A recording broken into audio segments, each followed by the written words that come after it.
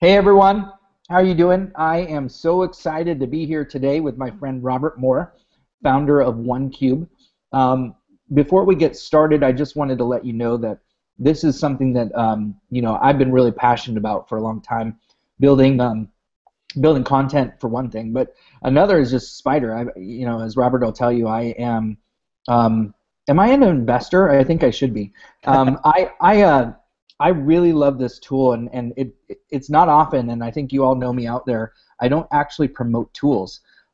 It's just not something that I like to do because I like to play the field evenly and give everybody their equal time in the sun, is so to speak. So I want to make sure that you all know that this is really just something I'm passionate about. OneCube is not paying me to do this. This is just my hope that you all will take something away from this to see something that I've been using and how I use it. I'm also going to pop on a special guest in a little bit that's going to also talk to you about this too. And before I get started, let me just introduce Robert Moore. He's here with us for the hour. And Robert, why don't you go ahead and give just a quick introduction of yourself? Hey everybody, Robert Moore here. I'm one of the co-founders of oneQube Technologies. We're a company based in the heart of Manhattan, and we build social media technologies to help businesses and brands navigate and make sense of social more effectively. And one of the first platforms that we're starting to launch into the market is SpiderCube, or as we affectionately refer to it, Spider, which is a Twitter-centric social listening platform. We'll get more into that later. And we're very grateful, both me personally and as a company, to be part of this hangout with Bryan, who has become a good friend and certainly a personal social mentor for me in the way he has built his brand and built a human community about what around he does and Pure Matter does. So we are excited to be here. Thanks, Robert. Just so everyone knows out there, if you can't get on for any reason, then you probably didn't hear what I just said. We are having a chat on Twitter alongside this, and it's really important that you participate. And the reason is because we are going to respond to your tweets, not only during, we've got the H2H chat handle and Pure Matters handle responding, but Robert and I will probably jump on just after this and respond to your tweets as well. So we're hoping to get a lot of engagement around this, and more importantly, we want questions, because the last half of this is going to be a Q&A from you to, well, I could say us, but probably to Robert. So make sure that you ask questions throughout. Joey Lopez is handling the handle. He's handling the handle. Say that 10 times. And he's going to be taking your questions so that we can then question that to Robert. So why don't we just quickly jump in and give you an idea as to how this started. I'll start it off, and then Robert, maybe you can kind of take over how you pinged me and said, hey, I think we got something here.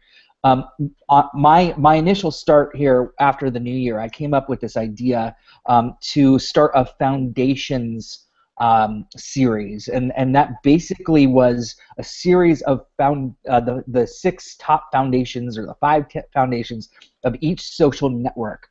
So I wrote blogs. Each blog post, I believe there was about 6 of them so far. There's another one coming out on Sunday, and so Robert, I'll ping you when that happens.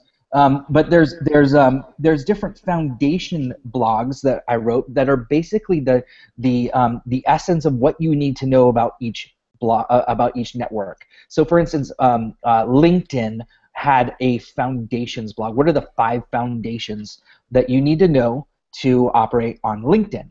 And the blogs did really, really well. I'm sure Robert can actually talk to the numbers there, but they ended up taking off because, and I thought they might, because I felt like people, are still trying to figure out what are the essence, what can I get the most out of these networks on, and how can I use it? So that was my initial start, but then Robert pinged me and like blew that idea out of the water, and it made it into like something we could actually do as a test run using Spider to see where the community was at and how we could build this into a niche community. So I'm going to stop right there and let Robert take it over, and I'll pass the baton to talk about what your thoughts were, why you reached out to me, and now what did you do with that? Great, Brian. Thanks for the handoff. Baton caught. Now I'm going to run with it. So as we said, or you said kindly in your framing post about this session, I listen to Twitter professionally. Literally, that's what I do for a living. And I listen to all sorts of conversations, hashtags, conferences, live television. But one of the favorite things for me to listen to is what we call link listening. And literally that's listening into Twitter, any tweet that contains a link from a site like bryankramer.com or a specific post like your foundation series. So I just happened to stumble on to the Twitter post right when it dropped. And so I was excited to see it, and I was excited to see that you hadn't really gotten any traction on it yet. So I took that link and I dropped it into Spider, and then I was only looking for any tweet that contained that link. So it was really going to be your, the audience of people that were sharing that specific post. And of course, it quickly started to grow. It wasn't the number one post in your series, surprisingly, but it certainly was. It got the series off with a bang. And so what I was able to do is, as we started to collect the profiles of people that were sharing that link, I was like, I'm going to try a little experiment. I'm just going to follow and favorite everybody that is sharing this post. And as I started to do that, I started to get a nice dialogue going and nice follow backs from the people that I was following. And it kind of helped reinforce this kind of notion or theory that I've had for a long time, especially as it regards to link listening, that the people that congregate around a certain site like bryankramer.com or a specific post constitute little micro communities, and those micro communities can have really interesting characteristics that can provide a lot of data and insight to the person publishing the post, and a lot of opportunity for the publisher or the brand to create some kind of connectivity between the people that are sharing that post. So as your micro community around the Twitter, the first blog in the series started to grow, and I started to engage them. That's when I reached out to you, said, I'm noticing this really interesting trend that I have this commonality, this instant commonality with these people that are sharing your post, and I'm getting a lot of great engagement off it. And then you told me, well, that's interesting because that's the first one in the series, and so we then got to have the opportunity to capture each one of these posts individually right when they were dropped and capture all the social sharing to not only kind of analyze the individual micro communities for each post, but then also what those communities look like as a macro, right, that shared all six. Just real quickly, I want to let everyone know that hang on, because after our special guest, we are going to show you what we're talking about. So I just want to make sure everyone knows we are going to actually dive in and show you this. So sorry, Robert, I didn't mean to interrupt. I just want to make sure because there's some Twitter stuff going on. I want to make sure that everyone knows that. So that's, and we took it all the way through. And there were definitely some trends, and there were some surprises too in looking at how people engaged in the series. When you dropped LinkedIn, the second one, I thought that was going to have a similar characteristic as a Twitter post, and it had good social sharing, but it wasn't the number two. The number two one, actually the number one in terms of unique people that shared the post was, guess, Instagram. And so what that tells me is that there was, in your audience, you probably have a lot of people that are probably fairly sophisticated or advanced LinkedIn users. Not that the post isn't useful. It's always nice to kind of get a refresher. But Instagram is still new to a lot of us marketers, especially on the B2B side. and certainly a lot of brands are adopting it, but it's still new ground for a lot of people. And so it was very interesting to see your community really gravitating to that post and actually making, I believe, in terms of individual people sharing, the #1 post in the series. And then, not surprisingly, kind of at the tail end, Pinterest was kind of on the lower side. And I think Pinterest, for me, is a very niche platform that has uses for very specific businesses. It has zero use for me as a business-to-business marketer and somebody that services clients. But again, it was interesting. But I think you saw in the course of the series how people, where the real attraction was. So now, based on seeing that Instagram was really, you did a very nice job of framing like the Instagram basics. But now is there an opportunity, seeing that there's a hunger for that type of content as a content creator? Okay, now how can I do a series on Instagram alone? And you already have a built-in audience that you engage and you can send that content out to. So that's what we love about link listening. All the information that it gives us, and I think the only way you could get better information, certainly you see your Google Analytics and you see your traffic and you see, but you don't really have any individual information on the people that are actually engaging that content.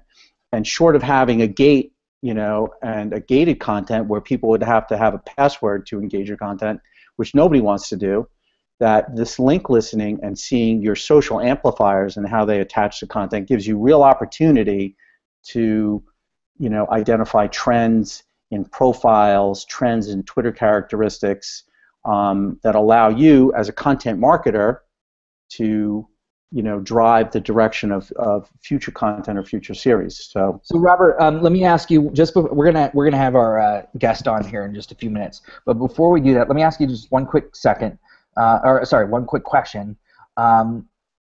There's two parts. One is listening, the other one is engaging. And that's what we're talking about here. Right. And through both of those, you can build your micro community. What is it that what you're talking about, through link listening, that helps you to engage with a better community? That's different than just, let's say, using Google Analytics, because Google Analytics will tell me how many people shared it, what kind of traffic you're getting, but what we're talking about is how do you build a community. Google's not going to let you do that. So how do you literally build that community with what you're talking about? Well, now with link listening, so you have a link and a tweet attached to a profile. So when we're link listening, not only do we capture the tweet, but we capture all the profile data that's associated with that tweet, the person that generated the tweet. So in my case, you get Robert Moore, Media Lab Rat, founder of everything that's in my bio, oneQube and SpiderCube and TweetChat, and it also says a few other things about me. It also has a link to my About Me page. So you're literally capturing. And in the case of like your community, everybody has a pretty rich, very rich developed bio. So you're capturing a lot of information that people are freely giving to you when they, or that is attached to the tweet. And that's what Spider does. We capture not only the tweets, but we database all that profile information, making it discoverable. And when something is discoverable, then it becomes actionable. So now we have a database. In the case of the, I'm just going to check the stats. In the case of the first post, we captured 438 individual bios of people that shared the Twitter post. So each one of those people is an opportunity for you as a content marketer and the brand for engagement. And that engagement could be as simple as favoriting each one of those tweets, which wouldn't take you very long, as a simple acknowledgement as thank you for sharing my post. You could look for people in a certain kind of engagement or buyer persona, and you could engage with them. Say, was that post helpful to you? What were your takeaways on it, to create a dialogue? You could connect a couple of people inside the post together, like Media Lab Rat, Media Lab Pete, and connect to life. What do you think about this post, and what are your strategies to get like a group dialogue going? So there's many different ways that you can activate now the community around that post that you're just not able to do with with your Google stats. Sorry, go ahead. Oh, I was just going to say, I think one of the great things too is that it'll actually notify you. Here I am. I'm an infomercial for you already, but it'll actually notify you to let you know when somebody has engaged with you off of your post. So link listening becomes real-time engagement. Absolutely, absolutely. And one of the things that I was just going to say in regards to that, I think I just lost my Sorry. my train of thought. Anyway, it'll come back to me. So I think it's we're at 15 past the hour. I'm very excited for our special guest. And he is ready. So let's pull him on right now. And I know he's listening, so he's going to come on any minute here, any second, I'm sure. He's very fast at this kind of stuff, and everyone's going to be very excited to see him. I'm sure of it. And he is also a user of Spider, so that's why I invited him on. We invited him on today because I wanted to make sure everyone had a third person to hear from who uses it in the trenches, and that person is Bryan Fanzo. And so, Bryan, welcome to the chat. How are you doing today? I am good. How are you guys? Doing well. Thanks for coming in. I really appreciate it. It's good to see you, buddy. Good to see you. I've been me and Bryan have been spending way too much time together, so it's good that we can engage with someone that's not a Bryan. Yeah, I'm hearing that stuck together voice that you guys acquired in Las Vegas. I understand. We can blame Steven Tyler a bit for that. Cool. I'm jealous. Totally jealous. So, Bryan, we've been sitting here talking about Spider. We've been talking about link listening. I think you've been watching this, so you're probably up to speed. But one of the things that I wanted to make sure that everyone out there was able to learn from this is how to build, or we all want them to learn from this, in how to build micro communities, especially off of the content that you're building. We're in business to make connections and hopefully for everyone to be rewarded by something. Usually that ends up in a gift or a share or even monetary money. And we need ways to analyze that. We need ways to figure out what we're going to do with that and how we're going to do it. How do you use tools like Spider? And I don't actually know any other tool like Spider, so I guess how do you use Spider that to do that? What's your kind of methodology for using Spider? Yeah, so I've been a user for a long while, and most people that follow me, first of all, thanks for having me. I'm a big fan of both of you guys, and you said earlier that you were being the infomercial, and I'm not sure I would be much better on that side because I think I reference and talk about Spider being one of my favorite tools on pretty much all my talks and blog posts about tools, and really what it comes down to for me is my mantra is talk fast and tweet faster, but I think the listening aspect is what I do better than most, and it's not usually what people realize what allows me to engage and do some of the things that really what kind of Robert was talking about, understanding what content works, not only what content works for me, but a cross-section of people. And so I leverage the data not only for what content I'm creating, but also, hey, if these are my influencers, and I'm talking about me personally, then I can look for it, and then I also can cross-section that with the influencers of my brand or my clients or my customers. And so I think that allows me to kind of have that true social listening purview that includes content and people. So I love the analytics piece of it, so from a list building capabilities, and it takes, because I think Twitter list is the most underutilized aspect of Twitter, and it's probably the hardest thing to get frequently using Twitter lists because it's really kludgy inside Twitter. And being able to take multiple Twitter lists, correlate them, overlay them, and then see what content they're sharing and kind of do that so that link listening in Spider is a game changer for me because I've been using it for, I don't even know when I first started using it. I should look that up. But that's one of the big things for me for sure. It's interesting. Alan Berkson just tweeted out a very interesting comment. I'd love to hear your thoughts on this as well, and both of you guys. He said, important to note that SpiderCube can accelerate time to value for new Twitter users. What do you guys think about that? Look, absolutely. Especially and this is something that we do as a company for our clients, as we call it, audience building, community building, literally. And what Spider allows you to do is tap into communities at scale, meaning the community of people that share Bryan Kramer content. That's a pretty influential, important community. If I'm, new to social media and I want to engage with like the cream of the crop, all I have to do is listen to the people sharing your links, and they're like at the top 1% of the, anybody engaging in Twitter for business. And the way that the actionability of the data once you've collected to follow people quickly, to engage people in what we call on our side, we call it the social six-pack. Those exercises that you do every day to build rapid engagement and build quality and qualified audience. Spider really helps facilitate that.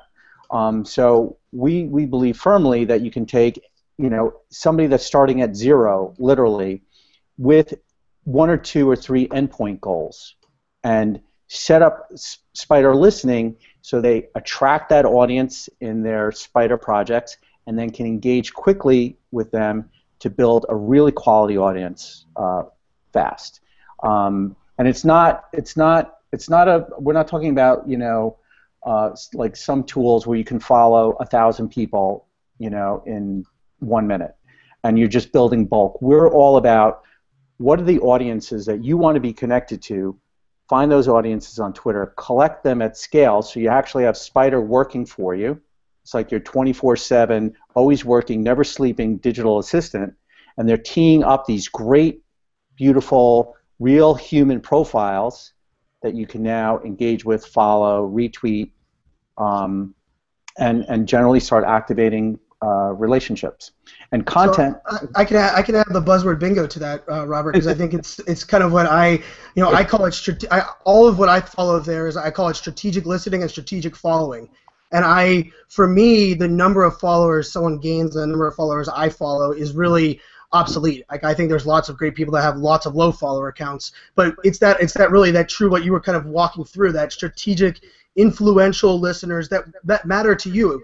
Because if you just go from every Forbes top 100 list, you're just going to get what everybody thinks are all these social media or influencers. But really, it's connecting that influencer to the content you share and the community you're involved in. And I love Spider for that, because I listen on a lot of hashtags and then allow me to kind of overlay and say, I was just talking to Susie on Pure Matter's team, who's a fellow social data geek, and we were just talking about how I was running correlations between the last 3 IBM events and seeing who was the people that shared at all 3 of them and what was their level. And I love being able to filter based on the different criteria that you guys have built into the tool. So I love what you're going through, that whole strategic listening so that you're strategic following, because that's really where that true engagement happens. So I want to bring up a point about influence and relation to things like follower count and clout scores and all that, which I don't really put much stock in. But and again, I do a lot of listening, and I listen for like CEOs that are sharing content off of Forbes and Wall Street Journal. And when you look at that audience of CEOs, most of them have under 500 followers, right? Because they're new to Twitter, maybe they're busy running their businesses. They're not social media wonks like we are, where this is kind of like our business. Yet, is that person not influential? You better believe he is. He has purchasing power. He can make strategic partnerships. He's so much more influential offline that if you were just looking at him based on his follower count, you might clearly just blow past him. Whereas if you reach out to those guys, they're more likely to engage. They're more accessible. They're up and coming, and it's not about follower count. It's really about take a look at the whole picture and realize that that person offline probably has a lot more influence and the ability to do business than their online persona would suggest. So it's definitely something to think about. Yeah, and You know I'm throwing a link out there, what? Brian, for you on the into the Twitters. But just to Dick Costello just has a blog post that came out, I think today or yesterday, that said the title of it says "Thinks It's Okay to Never Tweet," and it goes into everything about social listening. And so if the CEO is on the same board as the power of social listening, I think that validates kind of the conversation you're having today. Oh, totally, totally. So, give me an example, Brian, of how you actually like physically in the trenches. Maybe like a tip, or a very specific way that you use Spider.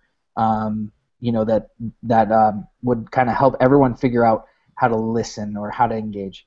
So you're asking for like the secret sauce right now. I am. I'm always willing to give that out, the secret sauce, because I think it's better for everybody if we have better strategic listening. So for me, one of my biggest things is I like to tell everybody that I attend every single conference that exists in the world. And right now I'm participating in social media marketing world in New York City, right? Social media world in New York City. I know some of the IBM team, of course, is there, and I was following it. I've been following that hashtag all week, but yet I was live with you, Brian, at IBM Interconnect in Las Vegas. That's why my voice sounds like this.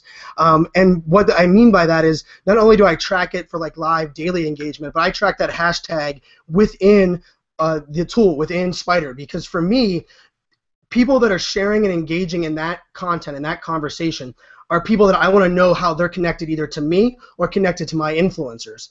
And so part of that hard thing for a lot of people is that if you type in the word that's something very general, let's say social media, right? You're gonna, I think almost everybody that comes on the Twitter is like wants to get into social media, they put social media in their profile. So it's a little harder to get that cross section of like how do they relate to me. So I look inside of the agenda and say, okay, these people are presenting at this event, that matters to me. I'm going to track this hashtag to see who's tweeting about that. And for me, that gives me a listening and an engagement perspective that can't be compared to anything else, because I literally am participating, and I've even, this sounds even really bad, but I've even been listed in the top 15 best active tweeters at events I didn't go to, right? Because I'm using listening that well that I can actually actively engage with these people off of those hashtags. So I think that's one of my favorite uses for Spider for sure. It's great. I love it. And yeah, I mean, around events, right? You and I have been to a lot of events together, and it's just tough to keep track of everything. How are we going to track it all? What are we going to do with the data? And it's certainly a challenge. And even if you're not attending, or one of the things I really liked about what you said is, you're going to try and attend all of them, but we can't really attend everything, right? Or we can't see what's going on, and that's always been a challenge for me is how do I maybe piggyback off of what's going on in the world? And so I know Robert will love hearing this because, there's a lot of sources out there that are creating content. Why not create a community off what they're already doing?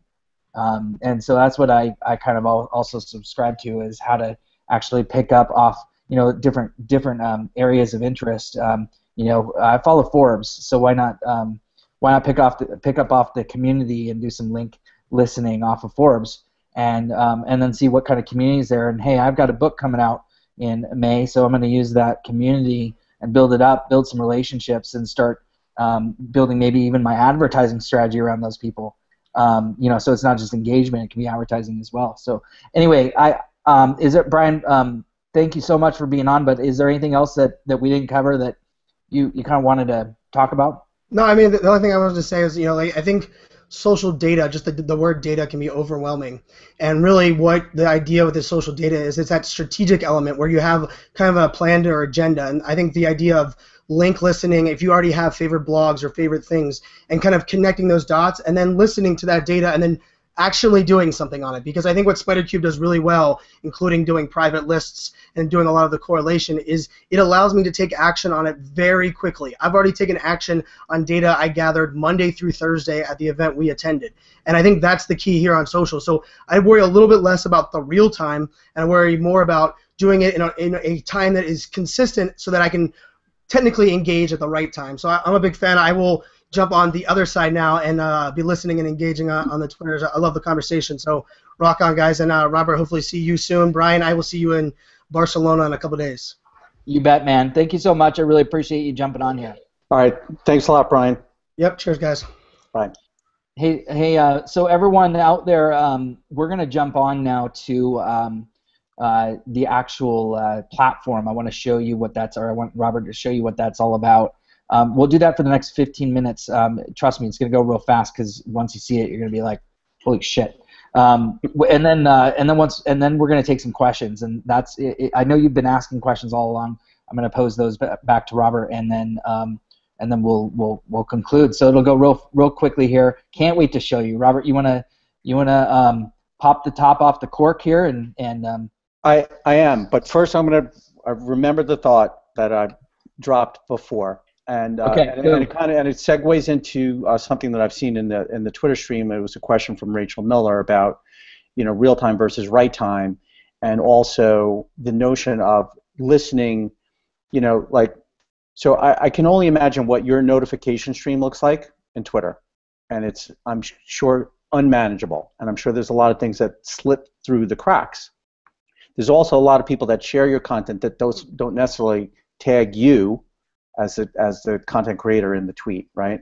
So yeah. Spider is that literally, think of it as that web that's trapping all those conversations. And to answer Rachel's question, so we're making sure nothing ever falls through the cracks. And in regard to real time versus right time, the right time is when you can address it, right? Because it's really hard, especially when you're running a business and you have clients and you're developing product and you're in meetings and at conferences, to be real time all the time. So the right time is when you can get to it, and I think Fanzo really, it's when you can do it in a timely fashion, not necessarily that second. And Spider, in databasing those conversations, allows you to take advantage of that. So now we're going to go into my screen share here, and just get, oh, that's the wrong one.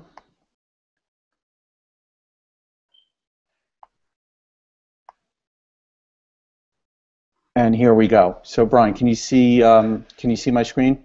Yeah, I can see it. You're all set. Awesome. So this is the Spider report for the top 6 Twitter fundamentals posts. This is the one that kicked it off in your fundamental series. And just very quickly, I'm going to point out a few things. What Spider does with automation. First, we collected 438 people, individuals, that tweeted 537 times, and these are your kind of vanity Twitter metrics in terms of reach, which is the aggregate number of people that, aggregate number of followers that these 438 people had, and the impressions, Twitter impressions that they generated.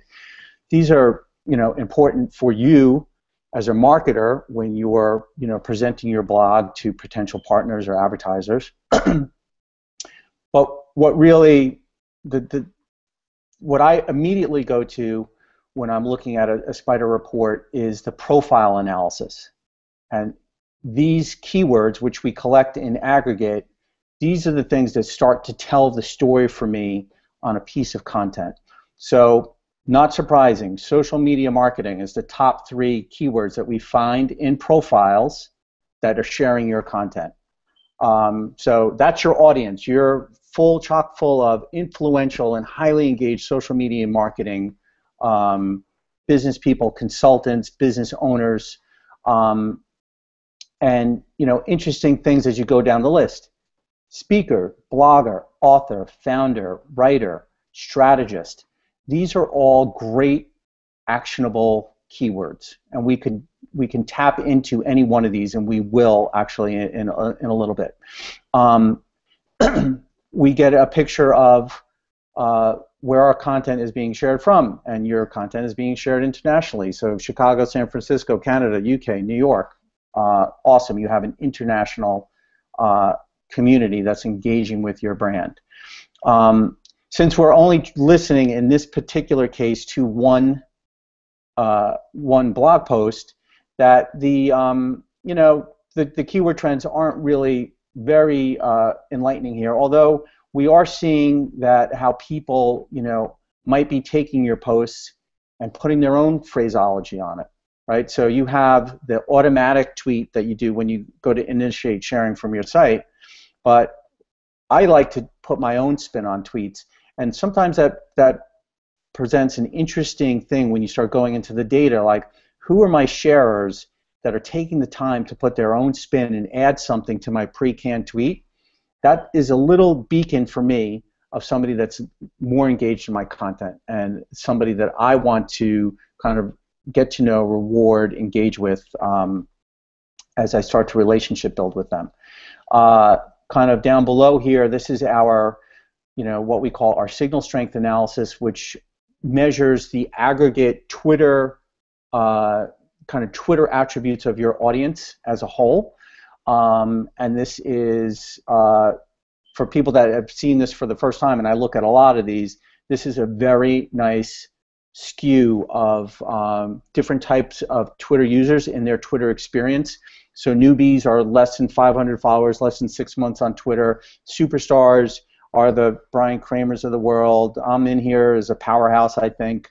But this is a really nice macro indication of, based on Twitter attributes, we're not talking about influence or clout scores, just measuring follower count and how many lists people are on and their length of time on Twitter, that lets us takes a snapshot of our audience and also lets us gives us the ability to make comparisons to other content from our site or content that's being shared from, let's say, competitive sites or sites that are in the same vertical that we are.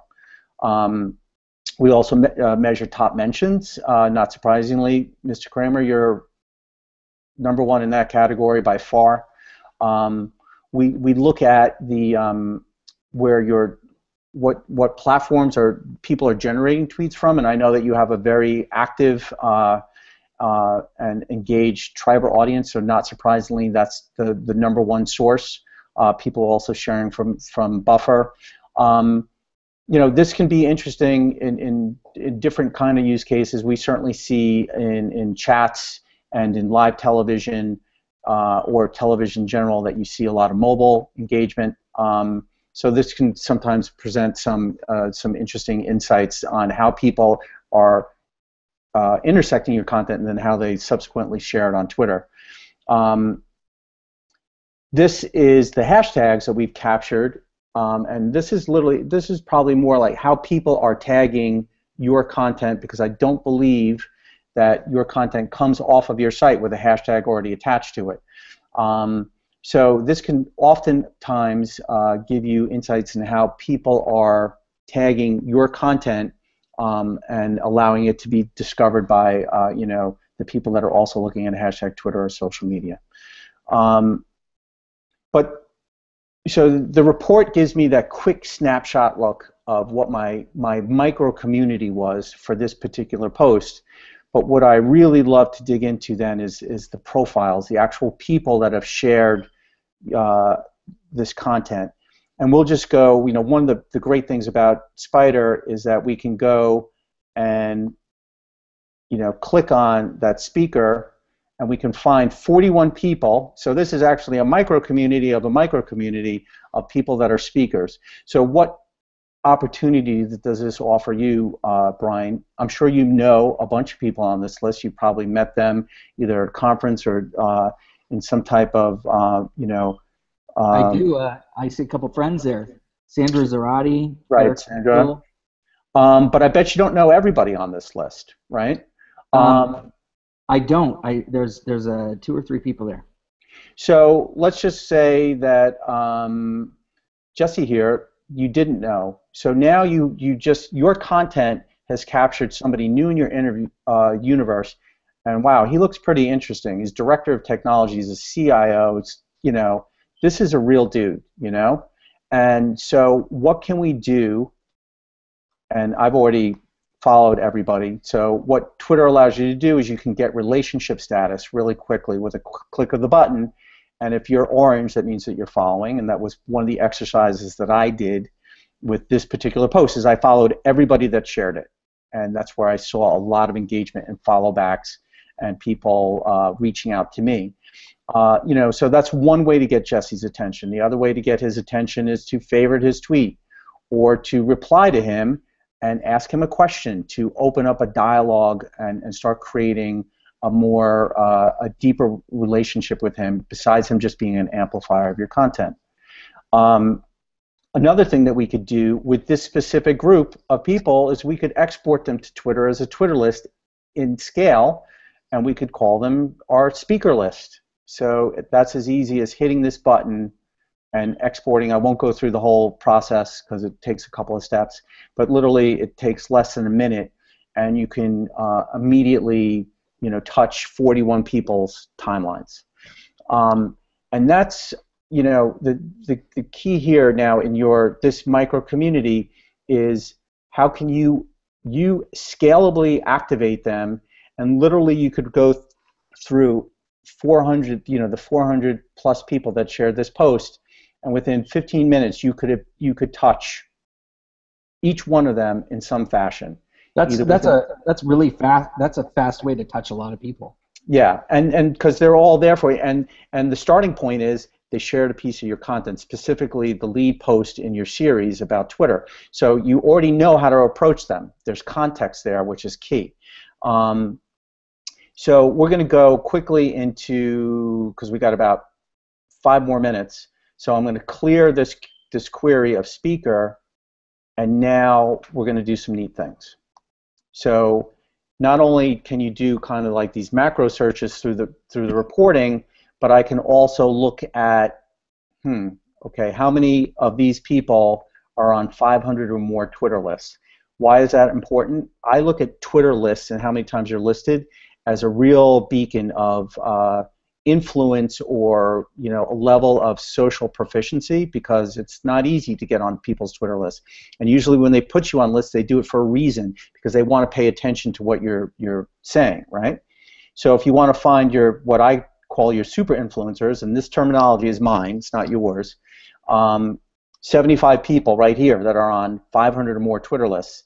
Little Twitter fact about Twitter lists: if you're on 500 or more Twitter lists, you're in the top 99th percentile of all Twitter users. So this quickly, then you can go down this list and see who's on there, and there's our friend Tammy, and there's Sean Ferrara, and there's Jen Olney, and Robert Caruso, Sean Murph,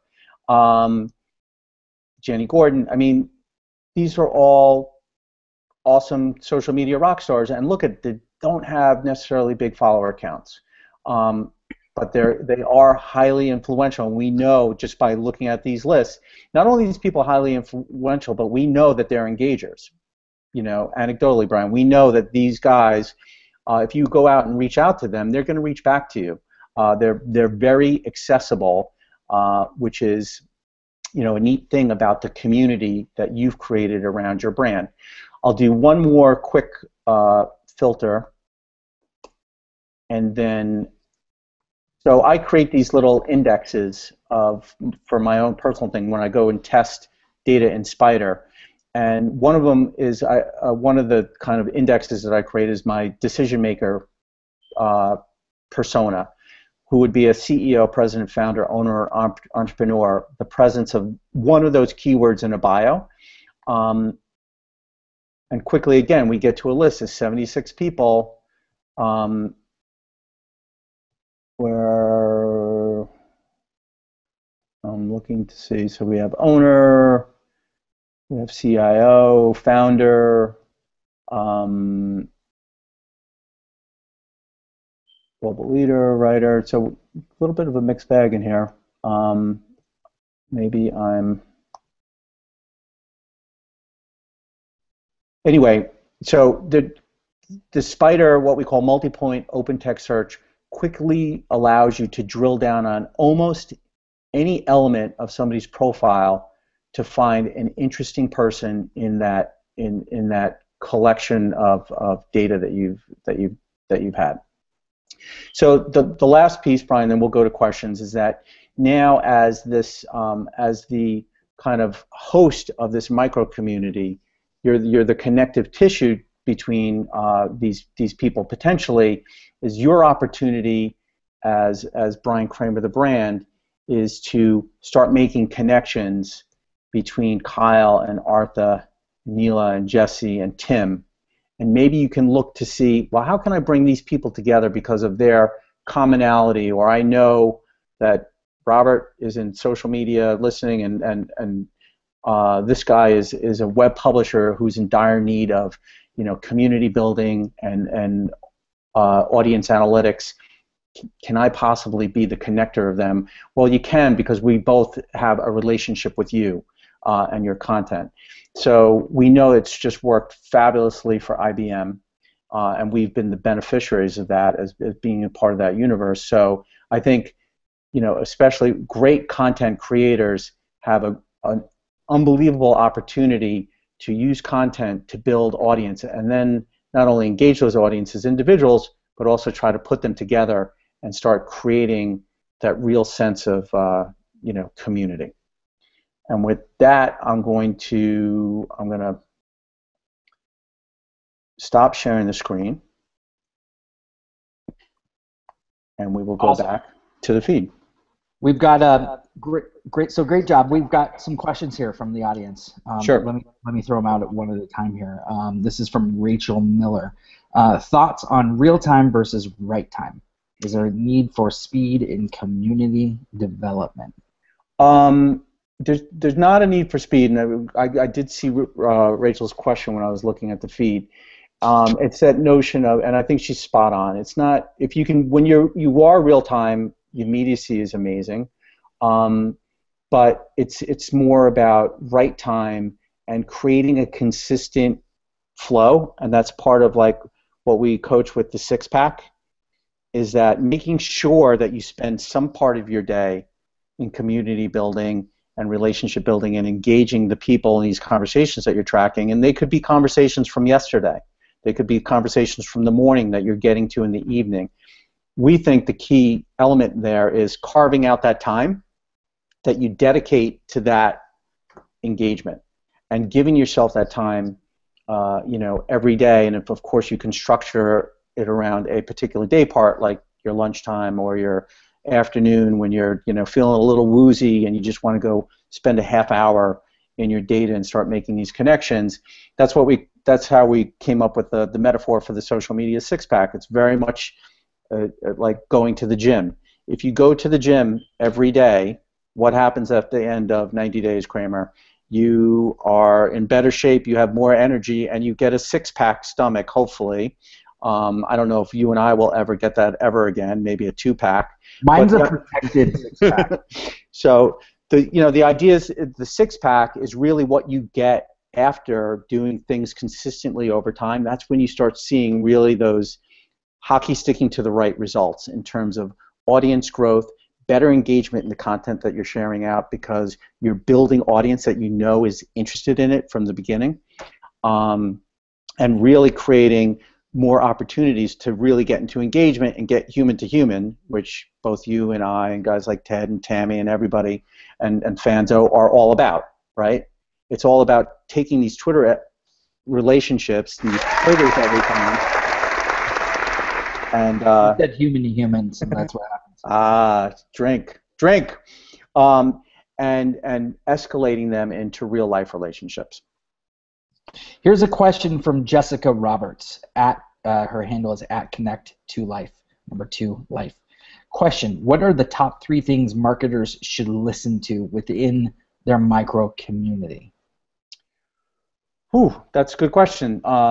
So, look, you should be, first of all, be listening to who's sharing your content, and look at those macro trends and seeing, and then dive into like what's the makeup, where am I seeing concentration of a particular keyword or job title or interest in the people that are sharing my content, and quickly being able to get a picture of is the content I'm producing, does it match up with the audience that I'm hoping to find, right? And I think we saw with your keyword cloud that it clearly is. And when I look at other types of sites, immediately I see if they're spot on with their target audience or not, or if it's just kind of loosey-goosey. So listening to see if you're attracting the type of people that you're hoping to is pretty important. And then, kind of getting into the data a little like we just did and doing some testing of, well, let me see who my newbies are, because I bet that newbie category, there's we were all newbies on Twitter once upon a time, right? and we were all waiting for that, that first big follow from somebody and that first engagement that we had. And so, there's a big value in unlocking and activating those people on the beginning of their Twitter experience. So, looking for those pockets of audience that you can cultivate and build a real rapport with, and I think you'll find that they'll become fiercely loyal to you and become natural brand ambassadors and advocates for what you do. Great. So let's Alan Berkson had another great comment. Outliers are often interesting. Seeing someone in a micro community you didn't expect. And I'm going to add to that. What should you do with that? What should you do with an outlier? Absolutely. If you find them, engage them immediately. Initiate conversation, because that outlier and how they came into the conversation, that's an interesting discovery. Like, that's the guy I want to reach out to. Is like, how did you find me? Because you don't, you wouldn't say you don't fit my profile, but why not ask the question and see what their path to discovery to your content was? There's real value in that, because if that outlier is an interesting persona that you haven't considered before, well, how can I find more? And are they out there in scale? I'm just maybe not looking for them in the right place. Mm-hmm. So how can you turn an outlier from an outlier into a trend potentially? Is what I would do. So let me ask you. We were talking before, you and I, about how to build micro communities, engagement off of other content. Because so far we've been talking about my content, which has been great. Because we're talking about how to build trends, and how do we know that these foundation blogs are doing, and what are they what kind of growth are we seeing, and which one's more popular than the other. I would imagine you can do that with other content.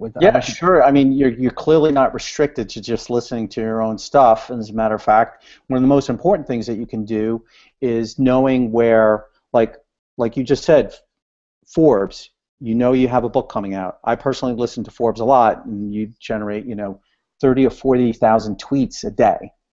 That's a pretty big population to then go in and say, okay, who are my CEOs? Who are my CIOs? Who are the people that book is appropriate for?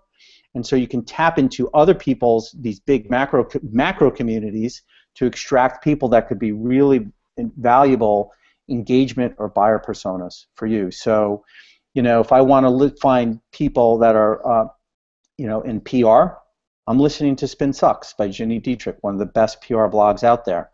I have a watch client, that luxury watch timeshare client, and we listen to the watch blogs. And what do we, lo and behold, we find people that are super passionate about watches, and we follow them and engage with them, and we've taken their Twitter engagement from crickets to, I guess the multiplier on crickets is like 1,000-fold, by building audience that we know is passionate about their product.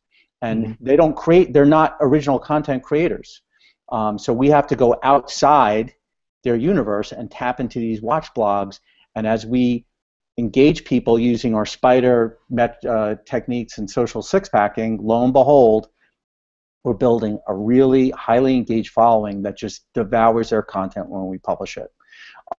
So, link listening the one thing about link listening, which is really important versus like listening to a general hashtag like social media, is that the content of the site, especially the more niche it gets, is a very high indicator of intent.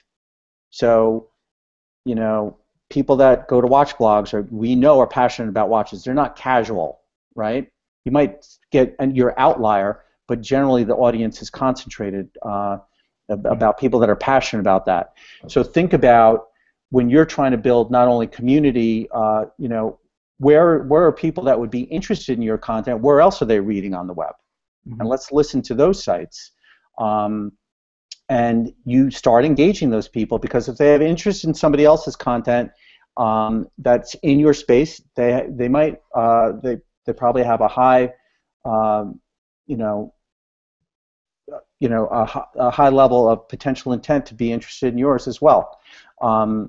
So it's one of the greatest and easiest strategies for us to deploy, because all you have to do is drop in some great links to content depending on who the client is. So we have a conservative political client, and all I have to do is listen to Breitbart.com, and I'm getting all the tea-cotters and conservatives that I could hope to ask for. And they're all coming to me, and because I have the capabilities in Spider to really quickly sort out the ones that are important to my client, it's easy pickings, shooting fishes in a barrel, so to speak. Well, one of my favorite things to do is actually use lists on Twitter, and we just touched on that. But one of the things that especially for HH, when I wrote the HH book, it was trying to figure out who is using the HH handle out there, because they weren't always attaching it to my name. Right. And so I needed to figure out how I could listen and build lists based upon who that community was, and then adding them to a list sometimes is really important, because people feel like they're being listened to. Exactly. And so that was really fun. Let me just real quick, because we only have 4 minutes left. I want to ask you one more question from the audience, and then we can sign off. Can you speak to the local national listening that can be done? I think they probably meant local, national, and maybe even international. Yeah. Perhaps a tag coming out of a city. So that's from Peter Davison. How do you do it from? I guess geography is the question. Yeah, sure. So besides the macro listening that you can do, hashtag social media, you can do hashtag social media from New York City. You can do hashtag social media from Kansas. We have geo-targeting as a filter in what we call an advanced project setup that allows you to listen to conversations within a 1 mile radius of a zip code. Or you can even listen to conversations that are generating from a landmark like the Eiffel Tower or the Taj Mahal or the Empire State Building. So that ability to listen locally, like I listen all the time just for, because I'm a social listener, people in my zip code that are talking about pizza and that are hungry, because I want to see how they're interacting and how, if any, local pizzerias are listening to them and inviting them in for a slice, which none of them are, unfortunately. So, you can listen on that micro level. You might not get a lot of conversations, but you're going to get the ones in that geography, which can be, very important. If I'm looking to build relationships with people that I can meet, listening to people from New York City is, a no-brainer for me as a business. So the platform has a lot of capabilities, which unfortunately this session didn't allow us to tap into, but it's got a lot of hidden horsepower to it for stuff like that. Well, there's only so much time, obviously, to be able to do stuff, and you just packed so much information into 1 hour, and you and I personally have spent hours and hours and hours on this. So to expect everyone out there to get it right off the bat is just, we're talking about something pretty complex, and you guys have taken something complex and boiled it down to something very simple, or much simpler, I should say. It's still a big world. Dare I say, data. And there's a lot of complexity to that, but I think you've done a nice job with it. And so let's wrap it up with where to find you, and if people are interested in using the tool or trying it out, what can they do? Sure. Well, so the platform is spidercube.com, and that's cube with a Q, or as my son likes to say, spiderqueb, but it's really spidercube.com. We do have a free trial, but you have to apply to get an invite code, because we really do want to get to know the people that want to use the platform, and we want to. I'm putting this out there. Anybody that's going to apply for an invite code is going to get an invitation from one of my team for a personalized walkthrough, because that's how we feel that we can really accelerate adoption and make what the platform can do relative to that individual. And everybody has different needs, for sure, on social, so we're encouraging everybody to take advantage of that. So if you go to spidercube.com and you click on free trial, you'll see that 3-field application, and we will start getting invite codes out to people starting on Monday, so you can take the platform for a spin for 2 weeks on us, and we encourage everybody to do that. Of course, you can connect with me on Twitter. I am at Media Lab Rat, and I hope you do. We've certainly been listening to everybody participating in this conversation, both that have shared the link for the framing post and on the hashtag. So I will be following and engaging with all of you, not necessarily in real time, but at the right time.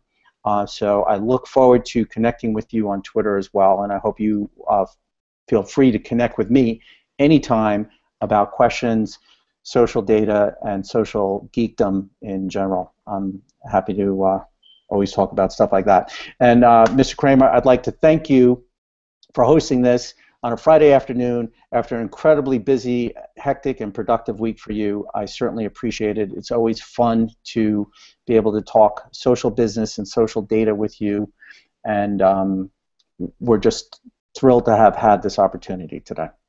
Oh, you got it, man. And thanks for your friendship, and thanks for doing this today as well. Really enjoyed it. Obviously, I hope everyone enjoyed it as much as I do. That's why I wanted to do it. So have everyone.